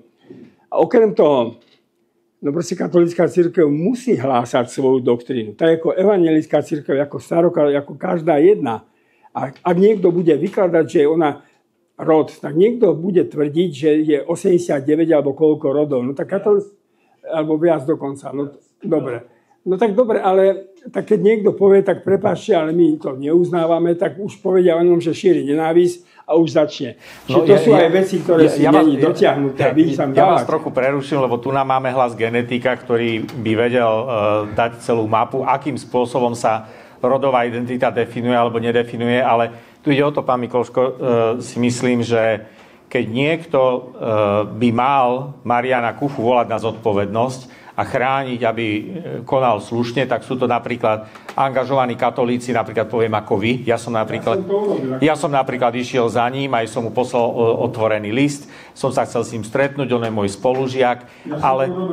Áno, ja tiež verejne, ale on na takéto veci nereaguje, pretože ten populizmus, ktorý prežívame vo verejnom priestore, aj ten náboženský populizmus, ktorý sa prejavuje cez takéto demonstratívne hlásanie toho, čo sa prejavuje v ľudovej zbožnosti, tak to je to, čo mu zabezpečuje aj popularitu, aj akceptáciu v tej cieľovej skupine, o ktorú on bojuje. A my vieme, že on hovoril o buldozéri, ktorým treba vytlačiť zo Slovenska tento hnoj, či už liberálny alebo homosexuálny, a tam žiaden z biskupov a cirkev dovnútra toto nerobí. A ja, keď som chcel byť, povedal, že on hovorí expresívnym jazykom to, čo v tom učení cirkvi naozaj je, že tá homosexualita je niečo, čo nechceme, čo je nejakým spôsobom nezlučiteľné s katolíckou reflexiou v súčasnosti. A k tej homosexualite nechceme, bolo tu pred vlastne minulý týždeň jedna taká debata o veriacich, aj tu máme veriacich LGBTI ľudí a osoby, ktorí by o tom vedeli rozprávať, ale v tých spoločenských vedách, v genetike, v medicíne sú niektoré veci, ktoré už dnes nie sú v súlade s katolíckou vierovkou, tak ako heliocentrická sústava, ako Giordano Bruno alebo Galilei musel vysvetľovať cirkvi, že je to trochu inak. Tak aj v tých spoločenských vedách dnes je niečo. Vy ste sa angažovali napríklad, a ja som to sledoval s veľkými sympatiami, v tom zápase Roberta Bezáka za spravodlivosť cirkvi a za nejaké transparentné riešenie tej situácie. Aj sme sedeli vo Viedni za jedným stolom, kde vlastne bola tá medzinárodná petícia, kde sme o tom hovorili. A vy to vidíte, niektoré takéto, ten nesúlad medzi učením rímskokatolíckej cirkvi v oblasti sexuálnej morálky, manželskej morálky a tou štátnou legislatívou. Viete si predstaviť, že by ste v tomto ako prispeli k tomu adjournamentu, nejakému updateu k dnešnému, lebo to nie je popretie náuky, lebo my vidíme, že Ondrej Prostredník má rodinu a je luteránsky kňaz a stále môže pôsobiť. Ja keď som svojmu biskupovi povedal, že nesúhlasím so spôsobom vykonávania moci v katolíckej cirkvi a od zajtra pracujem inde, tak bol som suspendovaný za 2 dní.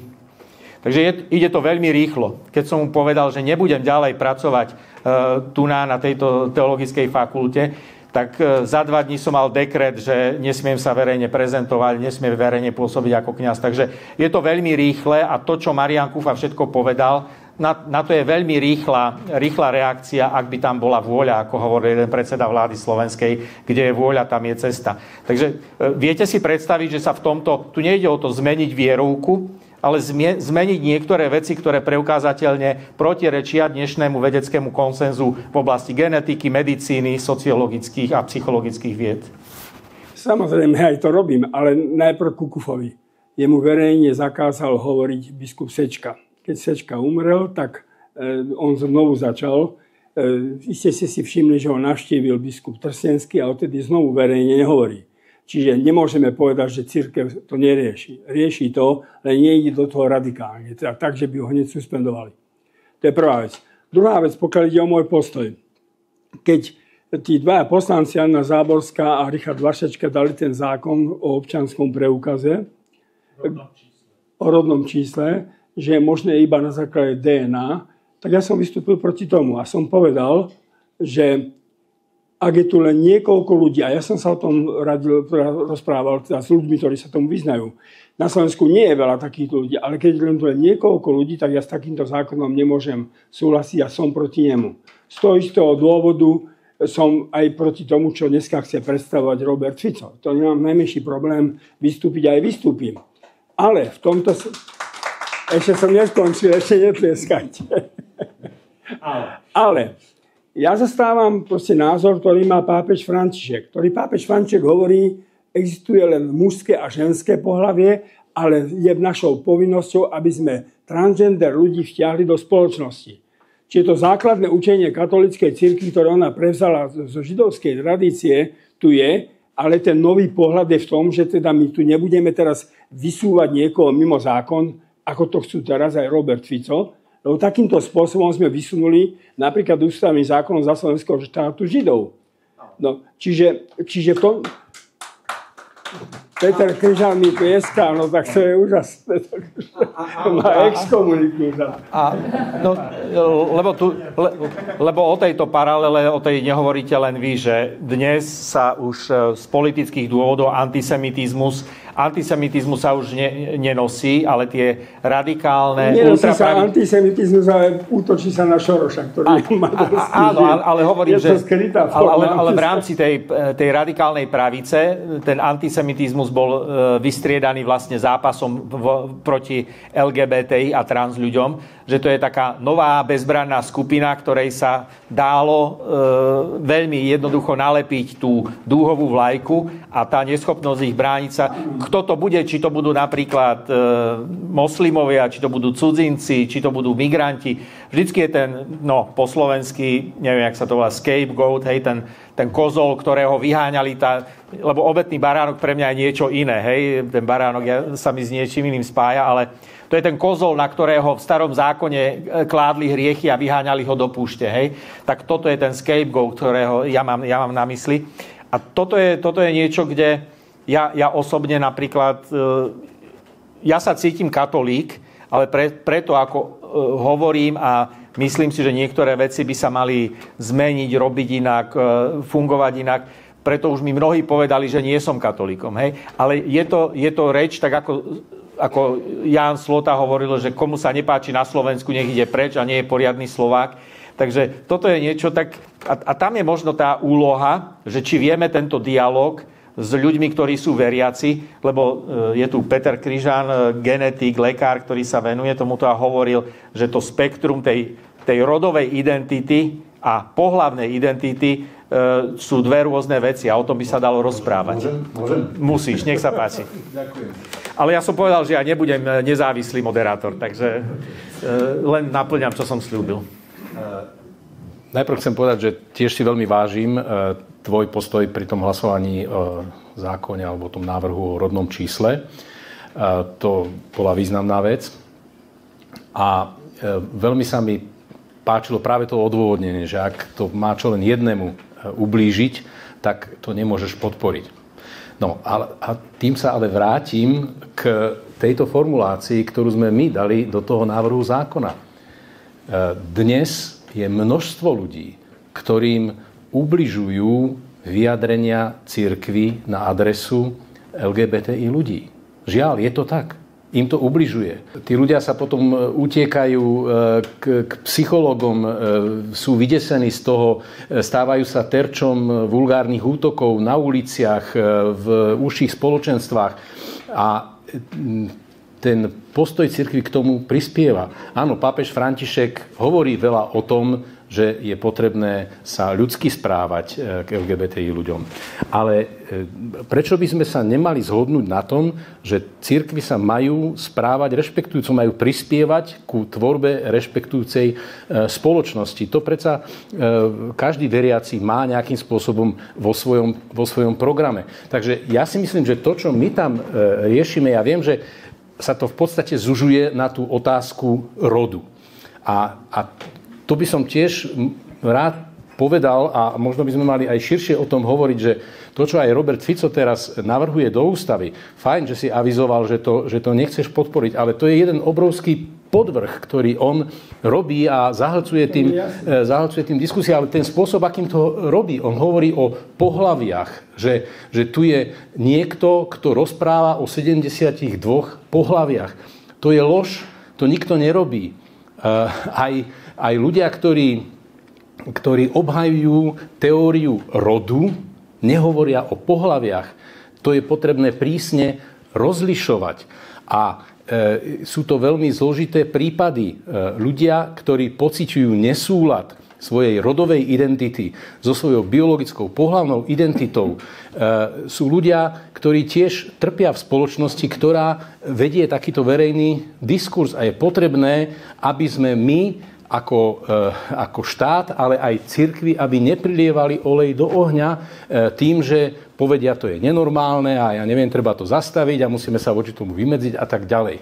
Čiže ja si myslím, keď my požadujeme touto novelou, aby cirkvi rešpektovali to, čo je už prijaté ako antidiskriminačná norma našej spoločnosti, že tým nezaťažujeme cirkvi ničím, čo by mohlo viesť k ich rozpusteniu alebo neviem čo. No, poviem ti, Ondrej, že zaťažujete, pretože rímskokatolícka cirkev má výnimky z antidiskriminačného zákona a rímskokatolícka cirkev nemusí toto rešpektovať. A práve preto, či už pri uzatváraní zmluv, aj to, že prístup ku svätenia majú muži, síce na základe vnútrocirkevného alebo nejakého teologického, ale predsa aj postavenie žien v rímskokatolíckej cirkvi a mnohé ďalšie veci, že napríklad súhlas s učením niekoho na rímskokatolíckej fakulte, aj keď je štátna, jednoducho cirkev odobruje, kto tam bude alebo nevie. Takže je to útok na tie výnimky z antidiskriminačného zákona. A tu je otázka, a to by som sa vrátil k tomu,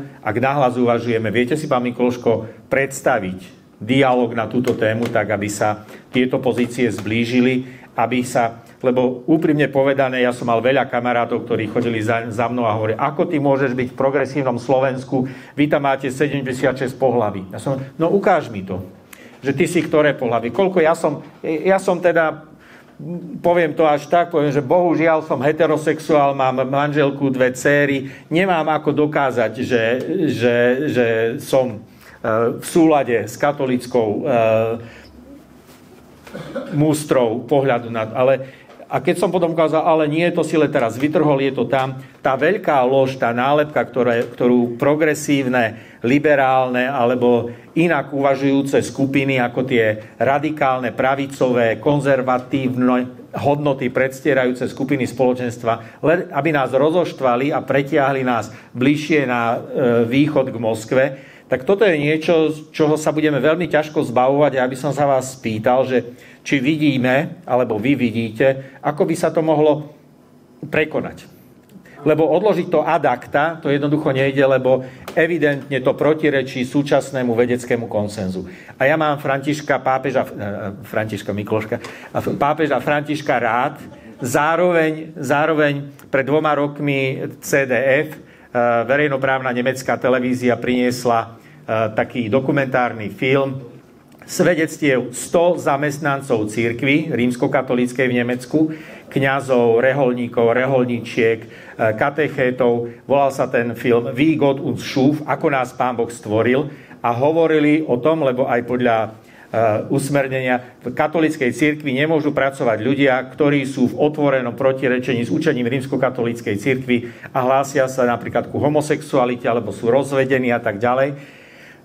No a oni sa priznali s týmto a aj na základe toho vlastne Nemecká biskupská konferencia bola povzbudená k tomu rozhodnutiu požehnávať spolužitie ľudí toho istého pohlavia. Ale týchto 100 katolíkov, to boli univerzitní profesori, reholné sestry, to bol dojímavý príbeh, že 70-ročné reholné sestry sa priznali k tomu, že žili v jednej domácnosti a chodili každá 100 kilometrov na druhú stranu pracovať, aby nikto nevedel, že oni žijú v jednej domácnosti ako lesby. A potom sa ešte báli s tým priznať, až právnik im povedal, že dôchodok už dostávajú od štátu a cirkev im ich dôchodok nemôže zobrať, takže môžete sa k tomu priznať. Oni dojaté sa tam rozplakali. A tu ja sa spýtam, že môžeme sa niekde posunúť. Ja keď som sa vrátil z Ríma, prišiel za mnou do spovedelnice mladý muž, ktorý hovorí, no vy ste boli v tom svete, ja sa vám chcem priznať a chcem sa spovedať z toho, že som homosexuál. Vy tomu budete rozumieť, prišli ste zo sveta. Ja som bol šokovaný, mal som 27 rokov vtedy a nebol som na toto pripravený. A tak ďalej, a tak ďalej. Je toho veľa. Nech sa páči, skúste zareagovať. Ako sa dohodneme, že sa treba z tohto geta predsudkov nejakým spôsobom dostať von? Chcem povedať 2 veci. Prvá vec, ja rešpektujem súkromie každého človeka, každého páru. je to jeho vnútorná vec, ja sa nemám dôvod do toho nejakým spôsobom prebávať. Alebo sa nejak babrať v tom. To je absolútny rešpekt voči druhému človeku. Ale nemôžeme zase ubrať cirkvi, aby ona nejakým spôsobom predstavovala svoje učenie. Čiže tá rovnováha musí byť niekde tu v tom vzájomnom rešpekte. Ten rešpekt sa nemôže žiadať jednostranne. A samozrejme, že znovu mi pápež František predstavuje ten model, že proste s akousi ľudskou úctou ku každému prichádza, kto som ja, aby som súdil. To on povedal. Čiže, ale na druhej strane on ďalej nejak rozvíja tú, by som povedal, doktrínu katolíckej cirkvi, ktorú zase cirkev nemôže zmeniť. A ona není takto vyhranená len voči, povedzme, homosexuálnym párom. Ona je takto vyhranená aj voči párom, ktoré sú heterosexuálne a povedzme, že nežijú nejakým zväzkom takým, ktorý je požehnaný v kostole a podobne. Čiže nájsť tú rovnováhu si znamená vzájomný rešpekt a vzájomné uznanie a vcítenie sa do toho. A druhá vec... Ako sa to dá podchytiť legislatívne? No a ešte by som chcel povedať tú druhú vec, čo je moja nová skúsenosť v živote s progresívnym Slovenskom. Progresívne Slovensko, ja som hlavne vedel, keď som čítal ten volebný program, tak som mal pocit, že to je veľmi prehnané. Že to, čo tam oni žiadajú, že to je taká nejaká úplná liberalizácia. Môžete povedať, že vy žiadate, lebo my sme, že oni, nie sme oni. Že sme tu aj za nich. Dobre, ale ja myslím, že to vám trošku aj uškodilo. Nechcem to hodnotiť, lebo tá prvá... Viete, politická strana vždycky, ľudia si zamerajú nejakú značku a vidíte, že je veľmi ťažko aj príchodom Korčoka aj ďalších to nejako zvyšovať, lebo nejak si vás ľudia zapísali. To ja mám skúsenosť z KDH aj so všetkým, že ľudia si zapíšu tú značku ako nejaký symbol, nejaký znak a už to je veľmi ťažké meniť. Ale dobre, to je už, by som povedal, vaša záležitosť. Ale od prvého momentu ja som videl a poviem to na týchto dvoch príkladoch. Ten prvý, keď vaše niektoré poslankyne žiadali, že to, čo prijal francúzsky parlament a potom Európsky parlament ako uznesenie, že aby potrat bol zadefinovaný ako základné právo človeka v tejto listine ľudských práv Európskej únie. No tak ja som pochopil až neskôr, že oni vlastne takto chcú brániť to, aby nemohlo na Slovensku dojsť k tomu, čo prišlo k Poľsku, že úplnému zákazu potratov. Lenže vôbec si oni neuvedomili, že takýmto základným ľudským právom oni budú nútiť, povedzme, cirkevné nemocnice, aby vykonávali potrat, lebo keď je to základné právo, aby každý jeden veriaci, povedzme, človek, ktorý nesúhlasí, je gynekolog a nesúhlasí s potratom, že ho musí, ak to bude základné ľudské právo. Čiže ja vidím v progresívnom Slovensku jednu cestu, že v snahe brániť svoje hodnoty a svoje videnie nemá problém proste zase persekovať iných. Teraz som to možno prehnal, ale takto to vidím. A to bolo aj pri tomto. Brániť, povedzme, tieto skupiny LGBT znamená ale zase postaviť takú, by som povedal, takú nejakú strechu nad tými cirkvami, že nebudú môcť nič povedať. Čiže tá vaša obrana, ktorú naprosto rešpektujem, ale znamená proste potom nejakú agresivitu, nazvime to, že voči tej druhej strane. A toto je ten problém. Chceš zareagovať? Dobre, nech sa páči. Ďakujem. Ja si toto uvedomujem. Je to často sa o tom hovorí, že toto nám škodí. No, treba ale povedať, že tieto veci o nás rozprávajú naši oponenti. Že to nie je náš program, ale to sú vytrhnuté, prekrútené veci, ktoré skratkovito prezentovali naši oponenti. Pozrite, toto chcú progresívci presadiť, toto je ich program. A dobrým príkladom je to, čo hovoríš, teda tá otázka konfliktu alebo prípadného konfliktu základného práva na interrupciu a výhrady vo svedomí nevykonať interrupciu. Tak to je praktický problém. Často rád hovoríš o praktických riešeniach. Tak ak je v nejakom regióne nemocnica, ktorá je katolícka a ktorá si uplatní túto výhradu, tak kto koho diskriminuje? Štát, ktorý požaduje, aby tá žena mala dostupnú interrupciu vo svojom obvode, alebo tá nemocnica, ktorá znemožní veľkému počtu žien dostupnosť interrupcie, lebo sa takto rozhodne. A pritom je tá nemocnica financovaná z verejných zdrojov, z verejného zdravotného poistenia. To si myslím, že je konflikt, ktorý treba zohľadniť v tejto diskusii. Tu nejde o to, že by tí, ktorí zastávajú právo na interrupciu, chceli perzekvovať niekoho iného, kto tú interrupciu nechce vykonať. Tu ide o stanovenie takých podmienok, aby tá interrupcia naozaj bola dostupná. To znamená ochrana práva na interrupciu. Ale to je už perzekúcia. K tomu by som možno, pán Mikloško, povedal, že my sme mali napríklad v skriptách, ja som robil štátnicu z morálnej teológie a tam, čo sa týka potratu a poradenstva pri potrate, tam je vždycky potrebné sledovať individuálnu situáciu tej, ktorej ženy, tej, ktorej rodiny, tej, ktorej penitentky. A vždy tam bolo veľmi diferencovaný pohľad a to populistické vyhlásenie, ktoré sa hovorí, že potrat je vražda, je mimoriadne zavádzajúce, lebo niekedy aj podľa katolíckych skrít, podľa katolíckej morálky je interrupciu nutné vykonať, ak je lekársky indikovaná. To, že tie ženy dostávajú, ja som bol na Levovskej hore a plakali v spovednici, cítili, že sa im to zapísalo do srdca, cítili to ako previnenie, ako hriech, ale aj v takých situáciách dostávajú kňazi fakultu udeliť rozrešenie. Cirkev neposiela ženy, ktoré v takejto situácii boli, aj to na tom kňazovi konkrétnom, sprievodcovi, ako zohľadní tú situáciu, ako ju vyrieši, ako ide ďalej.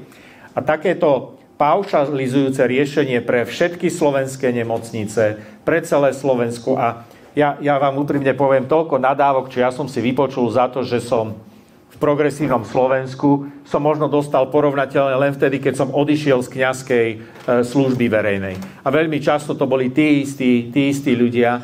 A to, že my sme tú nálepku dostali a akým ju dostávame, tak je to naozaj výsledkom toho nevraživého populizmu. A toto, ja sa vás možno teraz opýtam, že nevieme tú individuálnu situáciu ženy, ktorú zohľadňuje aj tá katolícka pastorácia, premietnúť aj do tej nemocničnej starostlivosti, pretože na ten potrat sa nikto neteší, ten potrat nikto nerobí s radosťou. Áno, možno je niekoľko prípadov, kedy nezodpovedný človek vníma potrat ako istú formu antikoncepcie, ale to je deviácia, ktorú takýmto spôsobom nastavujeme. A je tu jeden príklad. V Nemecku pápež Jan Pavol II cez kardinála Ratzingera, tam boli tzv. Kirche Abtreibungsberatungsstellen, miesta poradenstva pri potratoch, kde každá štátom uznaná cirkev mala miesto a každá žena, ktorá chcela ísť na potrat, prešla cez tú komisiu. A keď sa hlásila k nejakej cirkvi, tak podľa toho, ku ktorej sa hlásila a bola platiteľkou daní, tak išla aj k takému cirkevnému, bol tam kňaz, ktorý jej hovoril o tom, z akého hľadiska vieroučného je ten potrat zlou, nepríjemnou a mravne neprípustnou vecou. A až keď mala všetky tieto potvrdenia, že prešla všetkými týmito inštanciami, aj tým Abtreibungsberatungsstellen z toho cirkevného hľadiska, až potom sa mohla uchádzať o lekársky indikovaný potrat. No a vtedy Jan Pavol II povedal, že spolupráca ženy, ktoré neprehovoríme, aby nešli na potrat, my spolupracujeme pri jej potrate. A takýto opatrnecký prístup vlastne, ale mnohé ženy sa na základe toho rozhovoru rozhodli aj neísť na ten potrat. A preto, aby sme tak nejak, až by som povedal, až alibisticky opustili toto miesto, aby sme sa náhodou niekedy nedopustili hriechu, tak sme odmietli možno tisícom ďalších pomôcť. Že či sa toto niečo podobné, keď takto paušalizujeme, nedopúšťame, lebo naozaj tie ženy v tej situácii niekedy naozaj potrebujú pomoc a ten potrat je aj morálne, aj lekársky indikovaný. A aj keď je to nepríjemné, jednoducho musíme sa s tým zmieriť ako vždycky s bolesťou a s trápeniami, ktoré v tomto živote máme. Pozrite, ja naozaj sa do tohto nechcem miešať. Poprvé som muž, my sme nečakali nikdy dieťa, takže ja nemám ani právo o tom rozprávať, o týchto problémoch. Ja sa s naprostým rešpektom a úctom staviam ku každému ľudskému životu a jeho príbehu a nie som jeho sudcom. Ja len hovorím, že na Slovensku nie je katolícka nemocnica taká, aby mala gynekologické oddelenie. Čiže to je skôr problém, povedzme, také Ameriky, kde kde to vyvolalo obrovský politický zápas, že jednoducho chceli donútiť tie nemocnice, aby to robili. A tam zase stojím na strane tých lekárov, ktorí to nechcú robiť. Lebo už keď sa zastávam teda toho svedomia človeka, no, tak sa musím zastať aj ich. A ja teda neviem... Ale je to teda procesuálna vec, ako to dohodnúť, nie? Tak to už nechávam na iných v tomto smere. Ja tu nechcem hovoriť, že čo... Ja tu nechcem vydávať nejaké súdy, lebo naozaj sa necítim na to kompetentný, že ako by sa to malo riešiť. Ale proste núti niekoho, to robili komunisti. Keď nechceš robiť potrat, tak musíš odísť. Nemôžeš robiť gynekológia. Svojho času to povedala aj jedna kandidátka na prezidenta, že keď katolík nechce robiť potrat, tak nech nejde robiť gynekológa. No tak to nie je celkom riešenie, by som povedal, tiež humánne. Ale ja len upozorňujem, že dneska v podstate Amerike hovoria, že zase na prehnaní tej, by som povedal, tej nejakej ideológii tohoto, nazvime to tej rodovej a podobne, že Trump vyhral. Že ja to nechcem posudzovať. Ale dneska to hovoria veľmi vážni ľudia v Amerike, že na tom to prehral. Že to zase tá druhá strana prehnala. A teda ak chceme nejakým spôsobom hľadať nejakú cestu, tak každý si musíme byť vedomý toho istého rešpektu od tej druhej strany. No, možno tam by pomohlo niektoré veci len nezakazovať a nechať ich otvorené. Lebo keď vieme byť veľkorysí a nebudeme sa do toho miešať, ale nebudeme veľkorysí, ale ich paušálne zakážeme, tak to je v istom zmysle dvojaký meter. Ja by som znova hovoril z pozície štátu. My sme poslanci a nie sme obhajcami a neobhajujeme záujmy cirkvi, ale občanov ako poslanci. Tak znova v tejto problematike mne záleží na tom, aby, ak Slovenská republika má platnú legislatívu, ktorá sprístupňuje legálne a bezpečné interrupcie, aby sme vytvorili také podmienky, ktoré zaručia každej žene, ktorá sa rozhodne pre takýto zákrok, aby ho mala dostupný. A keď tu niekto túto snahu štátu nálepkuje ako perzekúciu cirkvi a obmedzovanie výhrady vo svedomí, tak ja si myslím, že tam začína akoby to nejaké také podnecovanie a vyrábanie strašiaka, že tu niekto siaha na niekoho slobodu. Nie, tu ide o ochranu práva a slobody žien, ktoré majú mať dostupnú bezpečnú interrupciu.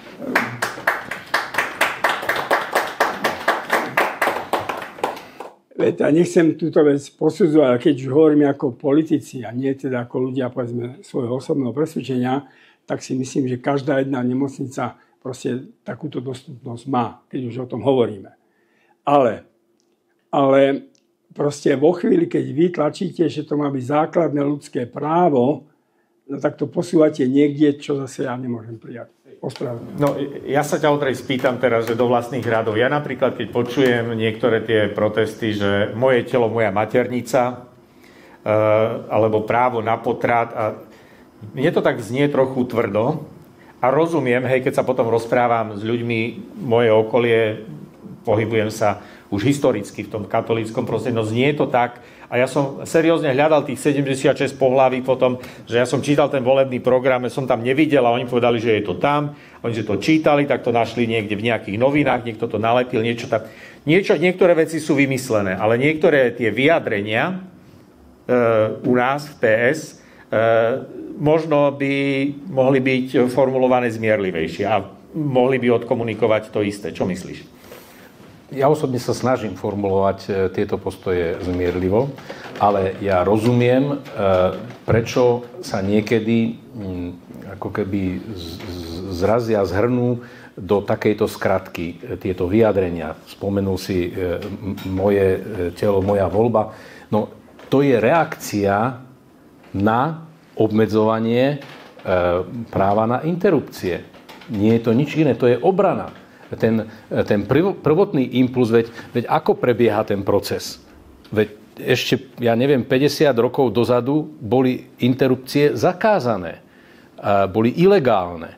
A dnes sa spoločnosť ešte stále vyrovnáva s tým, že musí reagovať na tento stav, ktorý interrupcie vykresľuje ako vraždy, to už tu zaznelo, ako teda tie matky, alebo ženy, ktoré podstúpia interrupciu, vykresľuje ako vrahine.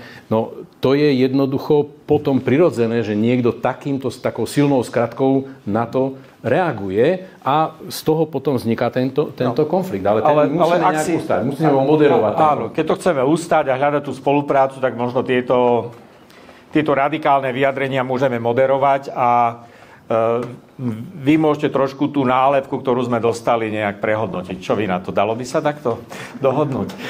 Tak musíte zobrať kefu, vápnu a zatrieť. No zatierať sa nič nebude. A tie symbolické gestá sú také. Ale spýtam sa konkrétne, no lebo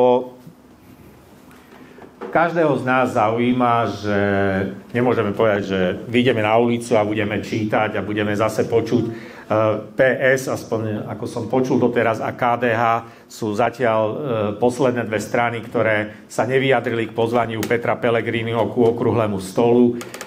To neviem, či máte novšie informácie, ale nebolo by to celkom úprimné. Nechcem, aby ste to tu tak vybalili na vlastnú stranu ako poslanec Migaľ, hej, nemusíme až do takého extrému, že všetko, ale chceme spolupracovať ako demokrati, slušní ľudia, aj keď máme rôzne pohľady na niektoré dôležité veci.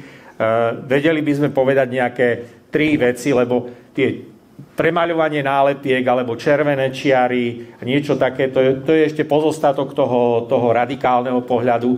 Takisto rámcovať právo na potrat ako ľudské právo sa mi zdá nadinterpretácia súčasného stavu, ale viete si predstaviť, keby sme povedali nejaké 3 veci, k čomu sa vy ako zrelí muži, veriaci muži, ľudia, ktorí veľa prežili v minulosti, a zároveň sa pozerajú s nádejou do budúcnosti, keď tu sme na pôde takej malej cirkvi, ako je starokatolícka cirkev, ako týmto novým rastlinkám, kde mladí ľudia, ktorí to inak vidia, chcú žiť v spoločnosti modernej, ale ako veriaci ľudia nemajú tie práva.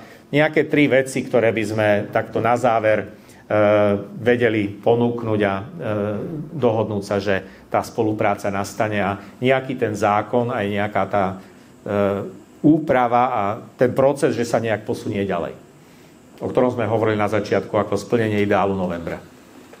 Ja si neviem predstaviť ísť do vlády so Smerom. Neviem si to predstaviť. Naozaj to je pre mňa niečo tak nepriateľné. Viem si predstaviť ísť do vlády s Progresívnym Slovenskom, ale nebude to jednoduché. Tam proste bude treba jasne si povedať, že čo máme v tejto historickej situácii na Slovensku spoločné a čo máme riešiť, a čo budeme musieť, ak sa chceme dohodnúť, proste nejak predsedať nabok. A to znamená, že ja by som povedal, že dnes najväčšie problémy ľudí sú není. My tu hovoríme o týchto problémoch, ale ľudia nehovoria o tom, hovoria o problémoch zdravotníctva, ktoré naozaj na pokraji katastrofy.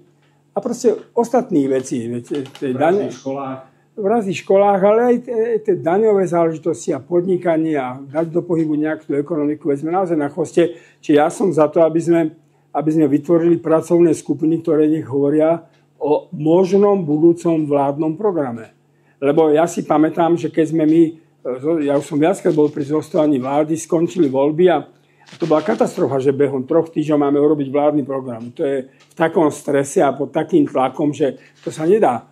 Pri SDK sme zatiaľ len SDK robilo taký program, ale potom treba si urobiť pracovné skupiny, ktoré sa nebudú zaoberať týmito vecami a môžu sa občas na nejakej úrovni dotknúť aj týchto problémov, ale poďme riešiť tejto chvíli naozaj existenčné problémy ľudí. To je kľúčová vec a potom by som povedal, no tak vytrhnúť Slovensko z toho smerovania smerom na východ. To je záležitosť neuveriteľná. Ja myslím, že ten pôdorys existujúcej a aj budúcej spolupráce tým, čo sme doteraz urobili, je už daný. Že tu sú základné veci, na ktorých sa zhodujeme a to je demokracia a liberálna demokracia v tej politologickej definícii, teda nie v zmysle liberalizmu hodnotového, ale teda demokracia, ktorá rešpektuje individuálne slobody ľudí. že na tomto sa zhodujeme, to spoločne chránime, veď to nás aj postavilo na tie tribúny vedľa seba. Takže toto je pre mňa základ terajšej a aj budúcej spolupráce. To si veľmi vážim. A áno, ja by som to naplno podpísal. Hovorme o tom, buďme pripravení na to, ako by sme viedli túto spoločnosť ďalej, ak by nám ľudia tú dôveru v budúcich voľbách, kedykoľvek už budú, zverili. To nebude jednoduchý proces. Dnes sme trošku do toho načreli. Týmto otázkam sa nevyhneme, lebo my sa za ne zodpovedáme našim voličom. Tak ako KDH sa zodpovedá svojim voličom za to, aby chránilo tému interrupcií a aj týchto ostatných vecí, tak sa my svojim voličom zase zodpovedáme za to, aby sme neustúpili v tejto téme. Čiže to asi nevyhnutne bude musieť skončiť nejakým upozadením týchto tém, lebo, a to všetci vlastne považujeme za tú väčšiu hrozbu, tu niekto siaha na základné individuálne slobody, na ten demokratický princíp, za ktorý sme bojovali v novembri 89 a ktorý nám teraz niekto chce vziať. Plus tu máme obrovský neporiadok v tých základných veciach chodu štátu, na ktorý narážame každý deň. Kataster, problémy zastrašovania v školách, kolabujúce zdravotníctvo. To sú veci, na ktorých sa určite zhodneme, na ktoré máme odborníkov, na ktoré ja si myslím, že vieme zajtra tam postaviť tých ľudí, ktorí dokážu riešiť to, čo je nahromadené. Takže v tomto ja vidím možnosť spolupráce a asi budeme skôr alebo neskôr musieť riešiť aj tie ostatné veci. Ja by som... Ste schopní ešte odpovedať z publika po jednej otázke? Po jednej, už 2 hodiny spolu hovoríme, takže... Ale ja som si ukradol všetky otázky, takže skúsme tak, jedna otázka tam, najskôr, nech sa páči, a potom tu. Ďakujem. Pokúsim sa veľmi krátko, chcem ale krátko vysvetliť, že čo je s tými starokatolíkmi, keď ste sa pýtali pán Mikloško, nech odídete aj vy z tejto diskusie, že teda viete, že čo sa deje. Nastala taká zvláštna situácia, že je tu registrovaná starokatolícka cirkev, ktorá ale sa v roku 2004 rozhodla vystúpiť zo všetkých medzinárodných starokatolíckych štruktúr. To znamená, že ako mladý človek, ak chcem byť súčasťou medzinárodného starokatolíckeho hnutia, študovať starokatolícku teológiu, pôsobiť v týchto štruktúrach, byť beneficientom medzicirkevných zmluv, ktoré tam sú, nemôže byť členom registrovanej cirkvi na Slovensku. Pretože tá je schizmatická z hľadiska starokatolíckeho hnutia v Európe. Práve preto som bol vysvetený v Českej starokatolíckej cirkvi a to spôsobilo problém, keď som sa vrátil domov, lebo som nemal kde pôsobiť. Čiže toto je tá situácia. Povedali ste v tej diskusii, že teda ústava tu bráni náboženskú slobodu, čo je veľká pravda, ale bráni náboženskú slobodu jednotlivca, nie ako kolektívne právo. A práve v tomto Európsky súd pre ľudské práva dlhodobo hovorí, že právo na kolektívny výkon náboženskej slobody je elementárnou súčasťou práva na náboženskú slobodu. Ak nemáme právo kolektívne realizovať svoje náboženstvo, vlastne sme ukratení o najzákladnejšiu časť toho práva a v tomto sa tu naráža na judikatúry, ktoré tu existovali. Prečo sa my usilujeme o registráciu? Nie sú tie benefity, ktoré tu zneli v diskusii. Ja nechcem, aby sa učilo starokatolícke náboženstvo na školách, ja chcem, aby sa učilo na fare, ja nechcem byť financovaný štátom, ja chcem rovné postavenie. Byť rešpektovaný.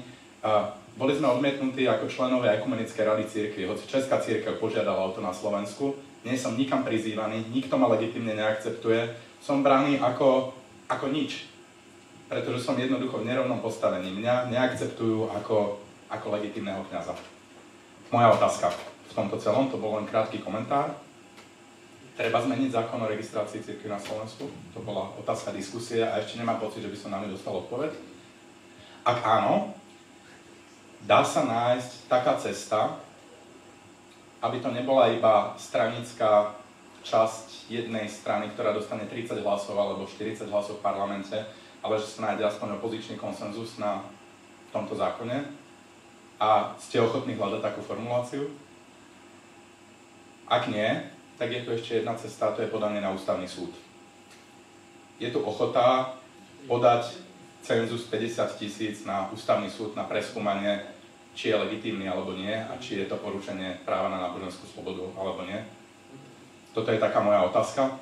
V tom celom ešte úplne posledný komentár. Uvedomujem si, že tu máme úplne iné problémy dnes a diskutovať na takúto tému dnes večer je veľký luxus v tejto krajine.